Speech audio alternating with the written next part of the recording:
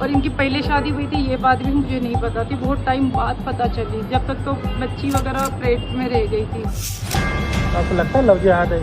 Sir लग ही रहा है लव जिहाद है। पूरे पैसे ले लिए, मेरा धर्म परिवर्तन कर लिया। इनके कहने से मैंने नमाज स्टार्ट कर दी, रोजे रखने की, तलाक की डिमांड करने लग गए। क्या कहा कि आपके जो 14-15 लाख जो देने ना, आप तलाक दोगे तो ही पैसे देंगे, नहीं तो अदरवाइज आपको पैसे नहीं। आपने तो प्यार किया था, फिर तलाक तक कैसे पहुंच गई? सर ये पैसों के खातिर ही हुआ है, मैंने तो कोई तलाक नहीं मांगा था इनसे। तो आपको लगता है लव जिहाद है?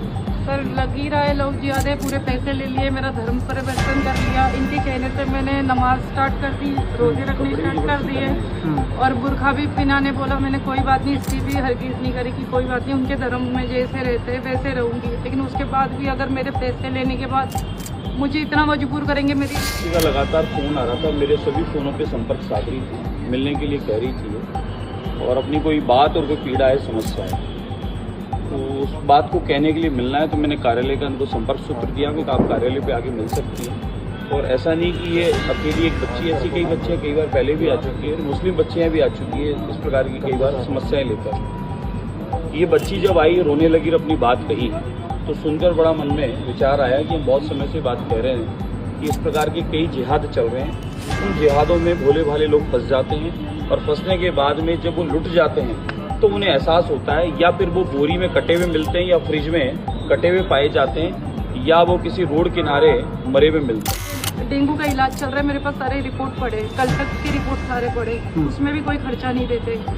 और इनकी पहले शादी हुई थी, ये बात भी मुझे नहीं पता थी, बहुत टाइम बाद पता चली, जब तक तो बच्ची वगैरह पेट में रह गई थी। क्या आपको अलग से रखा हुआ था कहीं मुंबई में, या क्या था? नहीं, यहाँ पर वेस्ट कॉलोनी में मैंने खुद लिया है सर। इन्होंने तो मुझे रेंट पे रखा था, तो वहाँ रेंट भी नहीं भरते थे, तो वहाँ से हमें निकाल दिया था। मुंबई से? नहीं, यहाँ पर रामनगर में एक रेंट पे फ्लैट था, तो रातों रात उन्होंने भी खाली करवा दिया, ये बोल के कि तेरा पति रेंट ही नहीं देता वक्त से।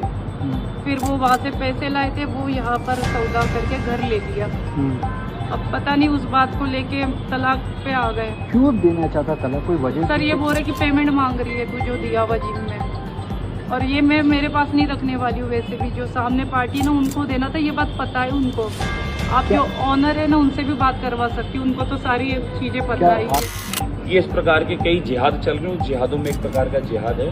इसकी बात जो समझी और जिसने कहा है, लिखित में दिया है, इसने कहा मुझे मदद चाहिए, मैं काफ़ी समय से मदद मांग रही हूँ, मेरी मदद हो नहीं पाई। विषय क्या है बहन? मतलब विषय ये है कि मैं भी, डेंगू है, बुखार है, मेरे 2.5 साल की बच्ची है, उसको भी बीमारी है। मेरे को एक व्यक्ति जो मुस्लिम समाज से है, नाम था उसका आरिफ अली, क्योंकि ये फिल्म इंडस्ट्री से जुड़ी है, और वह भी कोई जिम और इवेंट से जुड़ा हुआ है। इस बच्ची की उससे मुलाकात हुई जिम के माध्यम से, जिम के ट्रेनर के रूप में इससे मुलाकात हुई, और उसने जिम के माध्यम से इससे दोस्ती की, और दोस्ती करने के बाद में अगर निकाह नहीं करेगी, उसके साथ नहीं रहेगी, तो उसने इसको कहा मैं सुसाइड कर लूँगा। और 3 बार अटेंड किया, और 3 बार उसने ऐसी नौटंकी की कि जैसे नहीं मिली तो मैं पता नहीं क्या कर लूँगा। जो फिल्मों में ऐसा बताते हैं, 2.5 घंटे की फिल्में जो झूठ बताते हैं, वो झूठ को इसके सामने प्रेजेंट किया। बच्ची ने उस बात पर उससे एक्सेप्ट किया, और इस बच्ची की एक बच्ची जब पेट में आई तो पता चला कि ऑलरेडी वो विवाहित है, शादीशुदा है, जो इसको छुपाकर झूठ बोलकर किया। उसके बाद मुंबई में इसकी प्रॉपर्टी थी 1 करोड़ की, इसको आनंद फानन में प्रॉपर्टी 1 करोड़ की 30 लाख में बिकवाई।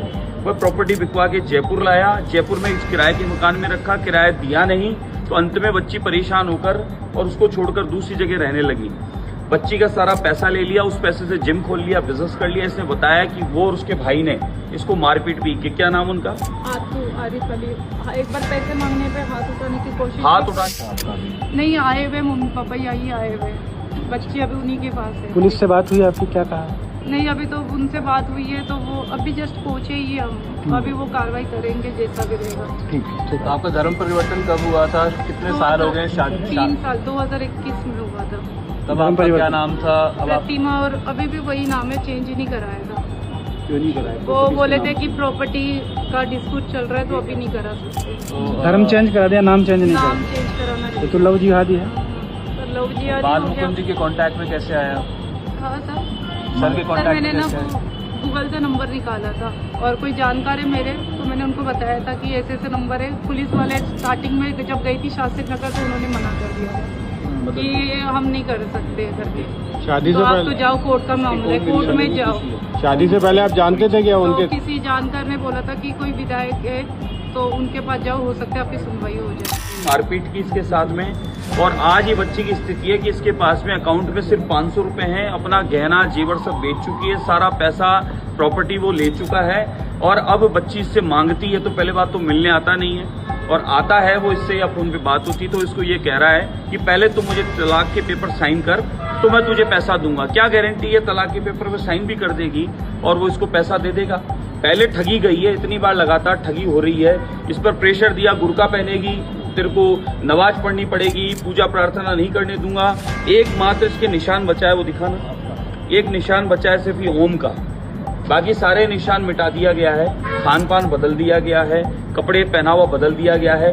यानी प्यार के उस चक्कर में, उस जाल में, उस जिहाद में इतना फंसाया कि मजबूरी में वो जो कह रहा वो ये कर रही है, और आज भी करने को तैयार है। सारा पैसा भी ले लिया, मिलने भी नहीं आ रहा। डेंगू की